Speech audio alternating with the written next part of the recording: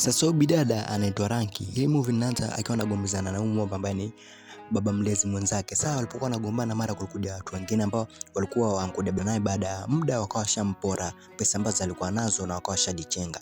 Alipiga kelele ili apate msaada, lakini akawa shakosa msaada. Sasa baadaye tunapata mwalimu akawa amemleta mtoto wa huyu bidada hapa Ranky. Sasa mtoto wake pale alikuwa anafoka sana, mama vile ulinifundisha mimi nilienda kosa zote da. Sasa ndo bidada akawa anaomba msamaha kwa mwalimu, maana alikuwa amemdanganya mtoto wake kuwa kazi ambazo alikuwa anapewa shule anajua kumfundisha, kumbe akamwandikia vitu ambavyo sio. Mtoto wake akawa kosa zote, so akawa anaomba msamaha pale kwa yule mwalimu.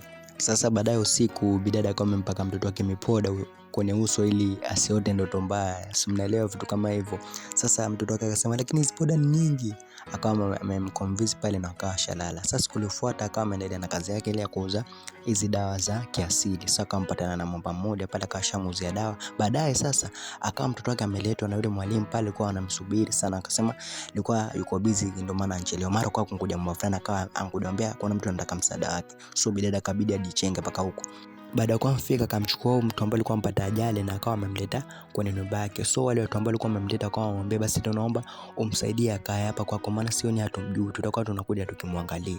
Da, hakuwa na jinsi, ikabidi akubali, lakini nyumba yenyewe ndio hiyo, lakini hakuwa na jinsi, mwenyewe ana roho ya kusaidia watu. Sasa baadaye usiku mwamba akawa shaamka na akawa anauliza hapa niko wapi na mimi mwenyewe ni nani? So bidada akawa anajua kabisa huyu jamaa ampoteza kumbukumbu na alikuwa mwamba anasema ana njaa. So bidada akawa ameamua ampatie huyo mwamba chakula ale ili aweze kupumzika basi. Sasa siku iliyofuata hapa asubuhi tunampata mwalimu akawa amemfuata huyo Ebuka ambaye ni mtoto huyo bidada hapa Ranky, akawa amemchukua mara yule mwamba ambaye aliokotwa, akawa anatoka akamwambia mimi nataka maji nikaoge na nibadilishe nguo. So bidada akawa shampatia. Sasa huku tunatoka bidada fulani ambaye anaitwa Rose, alikuwa anampigia mpenzi wake lakini simu akawa haokoti. So akajua kabisa mpenzi wake ameenda mchiti. So akasema kwa hivyo unajifanya mjuaji, sasa ngoja nitumie hizo pesa zako na mimi nikakuchiti. So unajifanya unajua sana, acha sasa nikuonyeshe kwa mimi ni nani.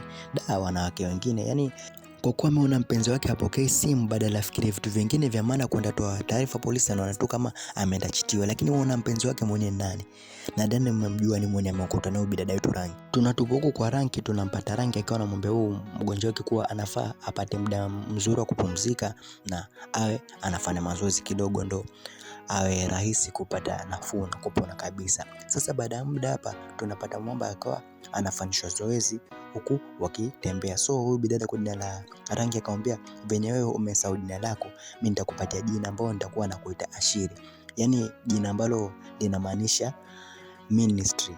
So after pale wakawa wamempeleka kwa mzee wa mtaa pale na kutoa taarifa ya venye alimpata huyu mtu pale. Baada pale wakawa washajichenga. Sasa movie inatutupa tena huku tunampata huyu mama ambaye ni mama yake yule mwamba kwa jina la Romeo ambaye ampewa jina kwa jina la Ashiri. So alikuwa mfuata huyu mpenzi wake ambaye ni Rose kumuuliza mtoto wake yuko wapi, maana hajui kwenye yuko. Lakini Rose alikuwa amemjibu kidarau. So mama alipokuwa anataka kumpiga Rose akashika ule mkono wa mama na akawa ameanza kumtupia matusi ngoni, akamwambia asijaribu tena kufanya vitu kama hivyo. Akawa amemsukuma hapa na akawa ashajichenga. Huyu mama hakuwa anaamini kama huyu ndo mkaza mwanae bana. Da, scene nyingine tunampata Ashiri na Ranky hapa. Ashiri alikuwa anapewa dawa za mitishamba ili apone haraka, huku akiambiwa na Ranky wanafaa tafute chumba kikubwa cha kukaa, maana ambacho wanakaa ni kidogo sana.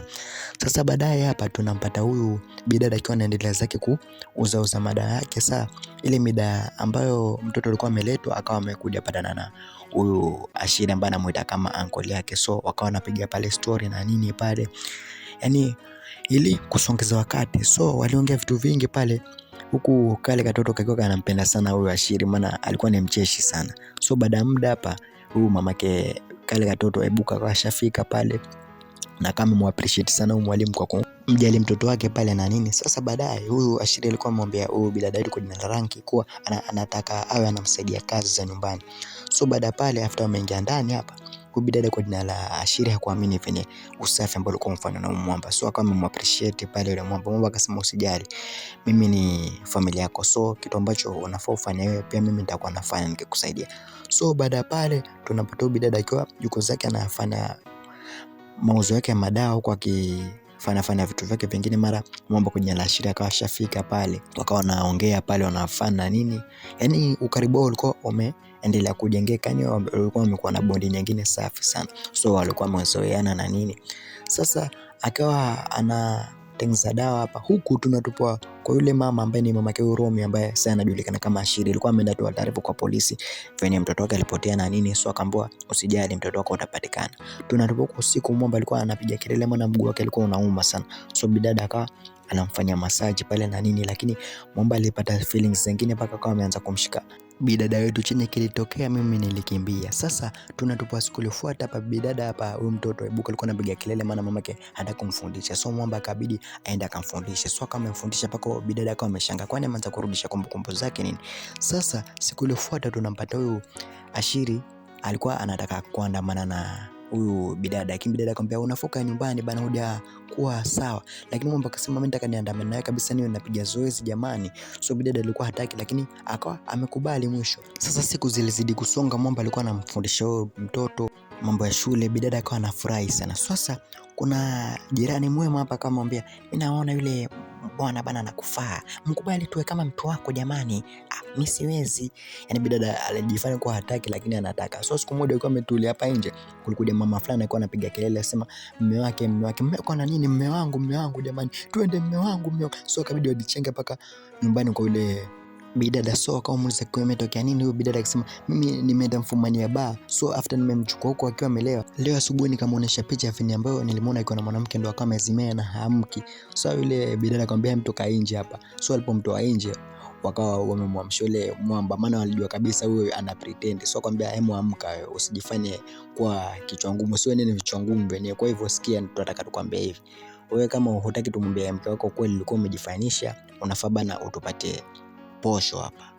Mzee akamwambia jamani, msimwambie, ambia tupatie posho. Kama utatupatia posho basi ndio hivyo. Wakawa wamelipwa. Huku tunalipwa kwa mamake yule Romy ambaye ni Ashiri. Kwa sasa alikuwa anamlaumu sana bidada kwa kuwa mtoto wake ampotea, badala waungane ili wamtafute, lakini yeye bado tu anaspendi tu na wanaume wengine. Lakini bidada akasema mimi siwezi tafuta mtu ambaye yuko kwa ex wake sasa. Lakini huyu mwanamama akamwambia kuwa mtoto wangu akirudi hapa itakuwa siku yake mwisho kukaa hapa ndani ya nyumba yangu, nimekwambia. Haya, huku tunampata huyu baby daddy wa huyu Ranki akawa kuja foka kwa kuwa anamwona huyu piskali wake na yule Mwamba kwa jina la Ashiri. So akawa amempigia kofi, so Ashiri akawa kuja paka amemsukuma Mwamba. Sasa after amemsukuma kama amemkimbilia huyu bidada yetu Ranki, so yule Mwamba akashachukua mbao fulani hapa, so akawa amempigia na Mwamba yetu hapa Ashiri paka Ashiri akashadondoka, Mwamba akashachimba. Sasa baadaye tunampata huyu Mwamba yetu kwa jina la Shiri ilikuwa anaota huko, akasema Rose. So after ameamka wale wakawa wamechimba paka huko ndani, wakawa wamuuliza vipi, umeota nini? So ndo mtoto hapo kwa jina la Ebuka akasema huyu alikuwa anasema Romeo Rose, alikuwa anasema vitu kama hivyo. Ndo huyu Mwamba sasa hapa ndo akashakumbuka, nimekumbuka. Ndo Mwamba akawa amewaelezea kuwa amekumbuka yeye ndo huyo Romeo na huyu bidada kwa jina la Rose ni mpenzi wake. So mwalimu akashamtoa huyo mtoto pale ili waachie hawa Mwamba waongee. So after pale ndo Mwamba akamuuliza kila kitu amekumbuka paka venye ampata ajali, na akamwambia mimi hata kama nikirudi kwenye ilikuwa nikosezi kusahau, maana wewe ni mtu muhimu katika maisha yangu. So akaongea mambo mengi pale. Mwamba akamwahidi kuwa after amefika huko lazima arudi hadi amchukue na wakaishi pamoja, na baada pale wakawa wamekisi pale na nini. So siku iliyofuata tunampata Mwamba akiwa anasindikizwa na huyu bidada akiwa na mtoto wake. Sasa Mwamba wetu Ashiri ambaye ndo Romeo after amfika nyumbani, huyu bidada wake kwenye la Rose akawa ana furaha. So mama yake akawasha kuja kumkumbatia pale. Baada pale akawa amefika paka hapa, akawa ameelezea kila kitu ambacho kilitokea kuhusu ile bidada yetu kwa jina la Shinki. So huyu mama akawa amemuelezea kuwa mimi nimezunguka kwenye police station karibia zote ngekutafuta lakini sikufanikia. So bidada pia amemwambia kuwa mimi nilikuwa nidhani kama umerudi kwa ex wako, akawa ameomba na msamaha pale na nini. Sasa wakawa wamesameana. Sasa movie linatutupa huko nyumbani kwa huyu bidada wetu hapa, akawa anamkumbuka Mwamba sana, yani anakosa paka usingizi. Kiukweli alikuwa amempenda sana yule Mwamba, huku Mwamba pia naye hivyo alikuwa anamkumbuka sana bidada yetu, yani wote walikuwa wanakumbukana. Sasa tunatupa siku iliyofuata hapa tunapata huyu bidada akawa na raha sana, maana mtoto wake alikuwa amepita mitihani yote ambayo alikuwa amefanya bana. Alikuwa na raha sana kinoma. Hii ilikuwa ni kazi ya yule Mwamba wetu Ashiri kuna bandi ndo Romeo. So after pale mwalimu alikuwa anamwambia huyu bidada kwa naona tangu yule Mwamba atoke una raha. Ndio bidada akisema hakuwa rafiki wa kweli. Kama angekuwa rafiki wa kweli, baada ya kuwa ameenda kuona kwao, angekuwa anakuja nitembelea, lakini vile hajakuja nitembelea, hakuwa na haja na mimi, nilikuwa nataka msaada tu. So tenda wema nenda zako. Haya, huku sasa huyu mama akawa anamuuliza vipi sasa kuhusu mwenye alikusaidia utaenda mchukua lini? Maana mimi naweza nikamkubalia mtu ambaye simjui mara milioni 10 kuliko nimkubali Rose ambaye alikuwa hata hashughuliki kukutafuta wewe. So Mwamba akawa anamwambia, wajua mimi nimekaa sana bila kwenda kumfuata, maybe atakuwa amenichukia, lakini mama yake akamwambia nenda ukamfuatie hivyo hivyo uje naye hapa. So baada ya muda alikuwa ameenda huku kwa bidada yetu huku Ranki. Sasa baada ya kufika pale mtoto kwa amemkumbatia pale na kama amemfuata bidada yetu hapa na kama amemwomba msamaha kwa kuwa amechukua muda mwingi bila kuja kumtembelea. Sasa baadaye after amempeleka nyumbani, mamake alikuwa anamkimbia, maana alikuwa anaona kama ni mzimu sijui. So akawa amerudi sana mtoto akamwambia, huyu ndio mtu ambaye alikuwa anasema unataka kumuona, sasa mbona unamkimbia? So baada pale akawa toa heshima zao, alafu akawa amepelekwa kwenye room ambao wanafaa wakae. Sasa baadaye ndio kukaa kuna vurugu, maana bidada kama mwambia Mwamba wetu kwa jina la Ashiri, kama unanipenda mimi unafaa mwache huyo na ubaki na mimi, kwa hivyo unafaa uchague kati ya hao ama mimi. Lakini Mwamba bila hata kufikiria sana akamwambia, mimi naweza nikawachagua hao kuliko wewe. Bidada hakuamini kama mpenzi wake anaweza akatoa jibu kama lile bana. Unasema nini wewe? Akaambiwa ndio hivyo basi venye umesikia. Wiki moja baadaye tunampata huyu Mwamba kwa jina la Romy, alikuwa anatoka na huyu mtoto kwa jina la Aibuku, alikuwa ametoka kumnunulia ice cream. Sasa baada ya kuwa amerudi nyumbani alikuwa anataka kumlisha huyu bibi. Akamwambia hapana, usimlishe, huwa ana ugonjwa wa kansa, afai kula vitu kama hivyo. Lakini Mwamba alishangaa, umejuaje kama mimi na ugonjwa wa kansa alafu mimi sijakwambia? Ndo huyu bidada akawa amemuelezea kwa yeye ana hizo nguvu za kuona magonjwa ya watu na kutabiria watu vitu ambavyo vitatokea mbele. Sasa bibi alisikia raha sana. So baadaye huyu Mwamba alikuwa ameenda kumwambia huyu bidada kuwa anatamani sana waishi pamoja katika hii nyumba. Lakini huyu bidada akasema, mimi natamani sana kuishi na wewe lakini siwezi sababu ya mpenzi wako ni mkorofi. Lakini Mwamba akamwambia mpenzi wangu hayuko kwa sasa. Hapana, kwani ameenda wapi? Ndio Mwamba akamwambia ameondoka. Kwa hivyo mimi ndo sababu yeye kuondoka, mimi sijapenda kabisa. Lakini Mwamba akawa amemwambia huyu bidada kuwa wewe sio sababu, na yeye aliondoka tu kwa sababu zake mwenyewe binafsi. So Mwamba alikuwa ametaka kabisa ni angefunga ndoa na bidada, lakini bidada akawa amesema hapana, mimi siwezi fanya vitu kama hivyo, sitaki niwe mfano mbaya kwa mtoto wangu, please. Sasa baada ya siku 2 baadaye Mwamba alikuwa amemnunulia bidada nyumba mpya. So after pale Mwamba alikuwa ameapproach bidada pale, ambaye mimi nakupenda. Mwamba akawa amejibu na bidada kuwa anataka apewe muda ili afikirie alafu atakuwa anamjibu. So Mwamba akasema sawa, lakini naomba jibu lisiwe jibu baya ambalo nitakuwa nalisubiri. Na hapo ndo nako mwisho wa unyama. Naambia umeonaje unyama na umejifunza nini katika unyama? So tukutane katika video itakayofuata. Ciao. Siku zote nafikiria wewe tu mrembo, hivi nikilala nakota wewe ndoto. So usinitoroke, kakaribu nami, love yetu moto haiwezi zima. Shuka for me, baby be my candy. Your love they sweet me, no they be shiny. Hold me close, make we dance slow. Naija love sweet, let the whole world know.